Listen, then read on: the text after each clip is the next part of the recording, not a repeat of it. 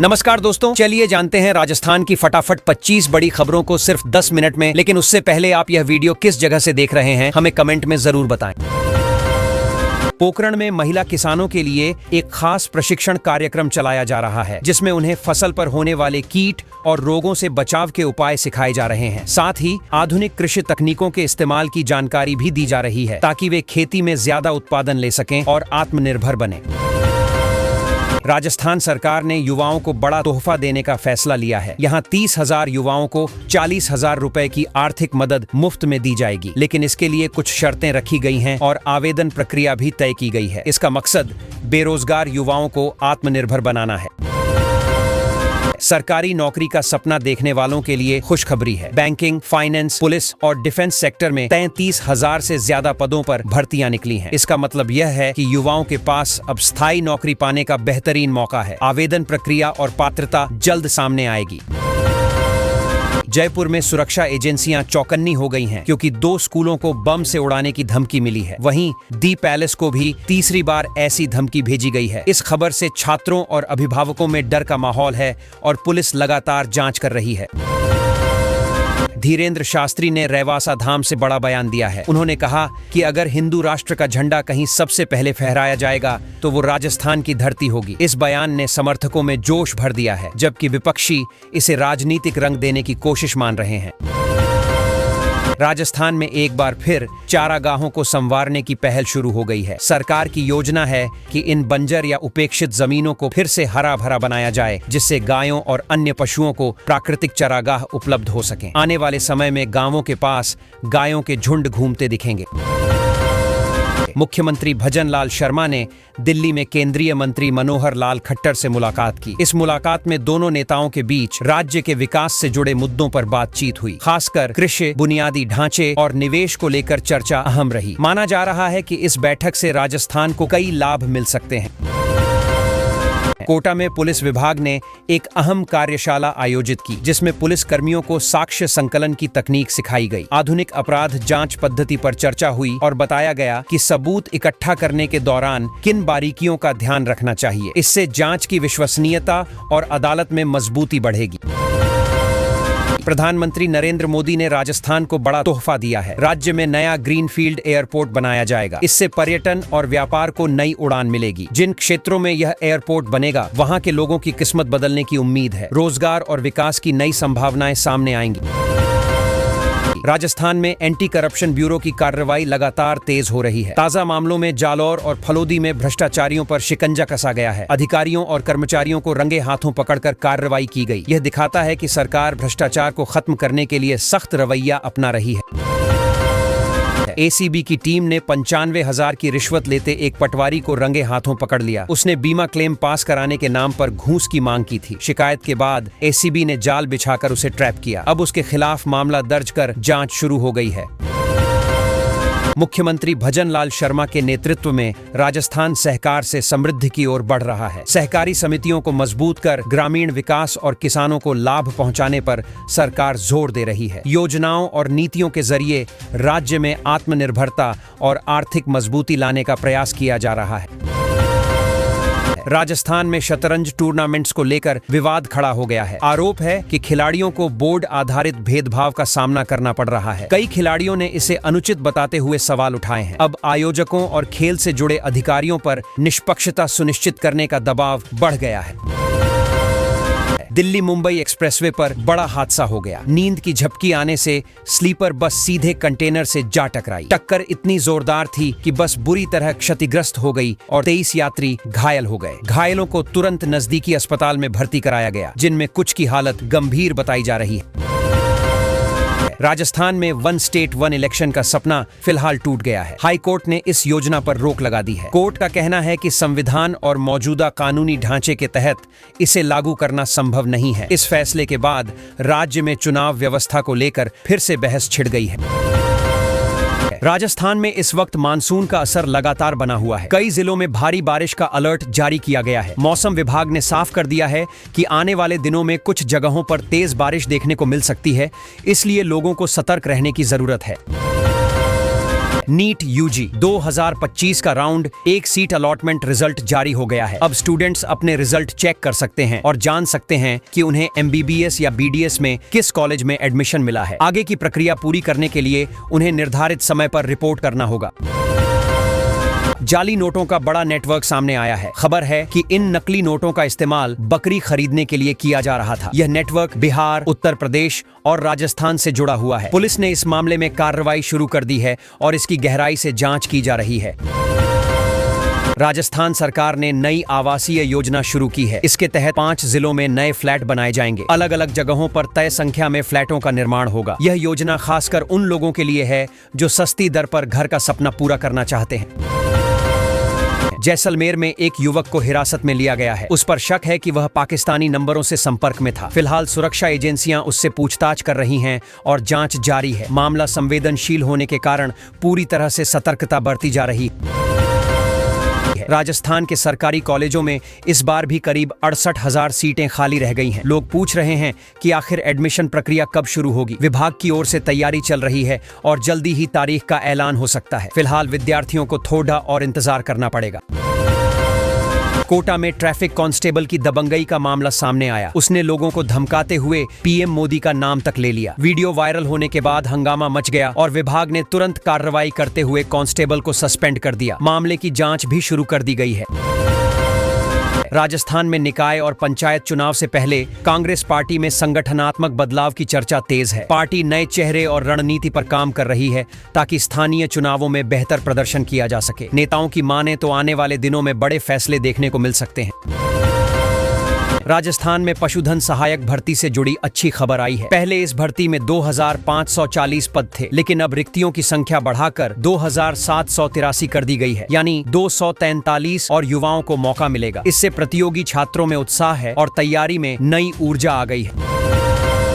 चित्तौड़गढ़ सांसद ने नई अफीम नीति को लेकर बयान दिया है। उनका कहना है कि अफीम किसान सिर्फ खेती नहीं करते, बल्कि वे राजस्थान की अर्थव्यवस्था और परंपरा का अहम हिस्सा हैं। सरकार को नीति बनाते समय किसानों के हितों को ध्यान में रखना चाहिए ताकि उनकी आजीविका प्रभावित न हो। राजस्थान सरकार ने पशुपालकों के लिए भी बड़ी घोषणा की है। अगर उनके पास कुछ खास नस्लों की गाय या भैंस है तो उन्हें 5 लाख रुपए तक की आर्थिक सहायता दी जाएगी। इस योजना से पशुपालकों को सीधा फायदा मिलेगा और पशुपालन व्यवसाय को मजबूती मिलेगी।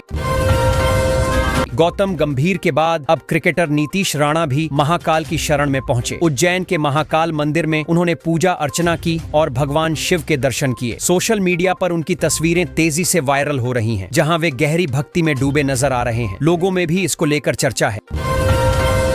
राजस्थान में सरकार ने 1,140 करोड़ रुपए की लागत से एक बड़ा बांध बनाने की घोषणा की है। इस बांध से जयपुर, अजमेर और टोंक जिले को सीधा फायदा होगा। पानी की समस्या काफी हद तक हल होगी और सिंचाई के साथ साथ पीने के पानी की दिक्कत भी कम होगी। इससे किसानों और आम जनता दोनों को राहत मिलेगी। दीपावली को देखते हुए रेलवे ने बड़ी राहत दी है। राजस्थान से बंगाल, बिहार और उत्तर प्रदेश जाने वाली 75 से ज्यादा ट्रेनों में टिकट विंडो खोल दी गई है। त्योहार के समय भारी भीड़ के चलते यात्रियों को टिकट मिलना मुश्किल होता है। इस कदम से यात्रियों को आसानी से टिकट मिल सकेगा और यात्रा सुगम होगी। DRDO गेस्ट हाउस के मैनेजर को जासूसी के आरोप में गिरफ्तार किया गया है। उन पर पाकिस्तान की खुफिया एजेंसी ISI को गोपनीय जानकारी लीक करने का आरोप है। सुरक्षा एजेंसियां मामले की गहन जांच कर रही हैं। शुरुआती पूछताछ में कई अहम जानकारियां सामने आई हैं। इस घटना से खुफिया तंत्र में हड़कंप मच गया है। स्टेट नीट यूजी 2025 की काउंसलिंग 21 से 26 अगस्त तक होगी। इस दौरान 6,760 सीटों पर एडमिशन दिए जाएंगे। मतलब जिन छात्रों ने परीक्षा क्वालिफाई की है उन्हें अब कॉलेज चुनने और एडमिशन प्रक्रिया पूरी करने का मौका मिलेगा। मेडिकल कॉलेज में दाखिला चाहने वाले बच्चों के लिए ये बड़ा मौका है। जयपुर से टोंक तक बस के किराए में अब 10 रुपए की बढ़ोतरी कर दी गई है। इसके अलावा अन्य रूटों पर भी किराए बढ़ाए गए हैं। तेल और संचालन लागत बढ़ने के कारण ये फैसला लिया गया है। आम लोगों की जेब पर अब सफर थोड़ा और भारी पड़ेगा। रोजाना आने जाने वालों के लिए यह खर्च बढ़ना बड़ी चिंता बन सकता है। एक किसान ने बड़ा त्याग किया है। उसने अपने पक्के घर को स्कूल में बदल दिया ताकि गांव के बच्चे पढ़ लिख सकें और अनपढ़ न रह जाएं। खुद वह अब झोपड़ी में रहने लगा है। उसका मानना है कि बच्चों की शिक्षा सबसे बड़ी प्राथमिकता है। यह कदम सुनकर गांव वाले भी भावुक हो गए और किसान की सोच की सराहना कर रहे हैं। बीकानेर में शिक्षा विभाग ने 21 लाख पौधे लगाने का दावा किया, लेकिन जियो टैग सिर्फ 7 लाख पौधों का ही किया गया। इसका मतलब है कि कागज पर संख्या ज्यादा दिखाई जा रही है। इस खुलासे के बाद पारदर्शिता पर सवाल उठने लगे हैं। स्थानीय लोग अब पूछ रहे हैं कि बाकी पौधे कहां गए और गिनती में गड़बड़ी क्यों हुई। राजस्थान की पटवारी भर्ती परीक्षा में इस बार 88% उपस्थिति दर्ज हुई है। युवाओं का मानना है कि भजनलाल शर्मा सरकार की सख्ती और सख्त व्यवस्थाओं ने परीक्षा प्रक्रिया को भरोसेमंद बनाया है। पहले जिस तरह नकल और अव्यवस्था की खबरें आती थीं, इस बार वैसा कुछ नहीं दिखा। कांग्रेस नेता भंवर सिंह भाटी ने पीएम मोदी पर सवाल उठाए हैं। उन्होंने कहा कि सरकार की घोषणा के बावजूद पाकिस्तान की तरफ आनी जा रहा है। इस मुद्दे को लेकर उन्होंने केंद्र सरकार की नीतियों पर सवाल खड़े किए और वीडियो फुटेज दिखाते हुए कहा कि जनता को सच्चाई जानने का अधिकार है। राजस्थान के मुख्यमंत्री भजनलाल शर्मा ने अधिकारियों को नगरीय विकास परियोजनाओं को समय पर पूरा करने के निर्देश दिए हैं। उन्होंने कहा कि शहरों में मूलभूत सुविधाओं में देरी जनता के जीवन पर असर डालती है, इसीलिए किसी भी तरह की लापरवाही बर्दाश्त नहीं की जाएगी और काम निर्धारित समय सीमा में पूरा होना चाहिए। राजस्थान हाउसिंग बोर्ड ने 4 बड़े शहरों में नए घर देने की घोषणा की है। महज 7,60,000 रुपए में घर मिल सकेगा और इसके लिए लॉटरी सिस्टम अपनाया जाएगा। सरकार का मानना है कि इस योजना से आम आदमी को किफायती आवास मिलेगा और मध्यम वर्गीय परिवारों के घर का सपना पूरा करने में मदद होगी। झालावाड़ में रेलवे ट्रैक 6 महीने पहले ही तैयार हो चुका है, लेकिन ट्रेन संचालन शुरू नहीं हुआ। लोग लगातार पूछ रहे हैं कि जब सब कुछ ठीक है तो ट्रेनों को हरी झंडी क्यों नहीं दी गई। इससे यात्रियों की परेशानियां बढ़ गई हैं और स्थानीय लोगों को लंबी दूरी तय करनी पड़ रही है। किसान हमारे देश की रीढ़ हैं और मुख्यमंत्री भजनलाल शर्मा ने साफ कहा कि किसानों का विकास ही वास्तव में देश का विकास है। उन्होंने यह संदेश देकर साफ कर दिया कि जब किसान समृद्ध होंगे तभी प्रदेश और देश आगे बढ़ पाएंगे। उनका जोर सहकारिता और योजनाओं के सही क्रियान्वयन पर भी रहा।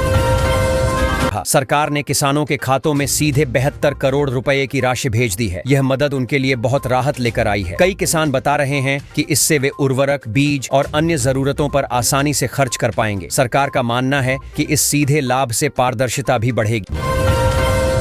देश में मक्का की खेती लगातार बढ़ रही है और इस बार उत्पादन में बड़ा उछाल देखने को मिल सकता है। विशेषज्ञों का कहना है कि जब उत्पादन अधिक होगा तो कीमतों में गिरावट संभव है। इससे पशुपालकों और उद्योगों को फायदा होगा, लेकिन किसानों को दाम घटने की चिंता है। जयपुर के झोटवाड़ा इलाके को बड़ी सौगात मिली है। सरकार ने यहां ट्रैफिक सुधार के लिए 152 करोड़ रुपए की योजना को मंजूरी दी है। इस योजना के तहत सड़क चौड़ीकरण, सिग्नल सिस्टम और अंडरपास बनाए जाएंगे। स्थानीय लोग मानते हैं कि इससे जाम की समस्या काफी हद तक खत्म हो जाएगी। मुख्यमंत्री भजनलाल शर्मा के बारे में लोग कहते हैं कि जब भी वे कृष्ण पूजा करते हैं तो बारिश जरूर होती है। हाल ही में जब उन्होंने पूजा की तो प्रदेश में बारिश शुरू हो गई। लोगों में इसे लेकर आस्था और चर्चा दोनों है और इसे ईश्वर की कृपा से जोड़कर देखा जा रहा है। जयपुर के प्रसिद्ध गोविंद देव जी मंदिर में मुख्य न्यायाधीश के आर श्रीराम दर्शन के लिए पहुंचे। वहां उन्होंने परंपरागत ढंग से पूजा की और मंदिर की ऐतिहासिकता को नजदीक से जाना। इस दौरान भक्तों ने उनका स्वागत किया और मंदिर प्रशासन ने उन्हें मंदिर की विशेषताओं के बारे में जानकारी दी।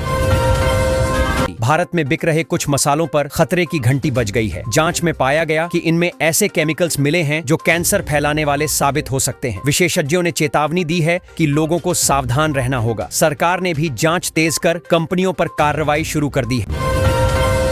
चित्तौड़गढ़ को अपूर्वी भारत से सीधे जोड़ने वाली रेल सेवा मिल गई है। इससे यात्रियों को बड़ी राहत मिलेगी, क्योंकि पहले उन्हें कई स्टेशनों पर बदलना पड़ता था। व्यापारियों और पर्यटकों दोनों को इसका लाभ होगा। स्थानीय लोग इसे क्षेत्र के विकास के लिए बड़ी उपलब्धि मान रहे हैं। सावन के महीने में गलता मंदिर में भक्तों की भीड़ उमड़ पड़ी है। लोग दूर दूर से यहाँ भगवान के दर्शन के लिए आ रहे हैं। भक्त गंगा जल और दूध चढ़ाकर पूजा कर रहे हैं। मंदिर परिसर में भजन कीर्तन और धार्मिक कार्यक्रम लगातार हो रहे हैं, जिससे श्रद्धा और भक्ति का माहौल बना हुआ है। NSUI छात्रों में नाराजगी बढ़ गई है, क्योंकि सरकार ने परीक्षा की तारीख अभी घोषित नहीं की है। इसी वजह से संगठन ने 5 अगस्त को प्रदर्शन करने का ऐलान किया है। उनका कहना है कि युवा अनिश्चितता में जी रहे हैं और सरकार को जल्द से जल्द स्पष्टता लानी चाहिए। इससे छात्र आंदोलन तेज हो सकता है। पोखरण में महिला किसानों के लिए एक खास प्रशिक्षण कार्यक्रम चलाया जा रहा है, जिसमें उन्हें फसल पर होने वाले कीट और रोगों से बचाव के उपाय सिखाए जा रहे हैं। साथ ही आधुनिक कृषि तकनीकों के इस्तेमाल की जानकारी भी दी जा रही है, ताकि वे खेती में ज्यादा उत्पादन ले सकें और आत्मनिर्भर बने। राजस्थान सरकार ने युवाओं को बड़ा तोहफा देने का फैसला लिया है। यहाँ 30,000 युवाओं को 40,000 रुपए की आर्थिक मदद मुफ्त में दी जाएगी, लेकिन इसके लिए कुछ शर्तें रखी गई हैं और आवेदन प्रक्रिया भी तय की गई है।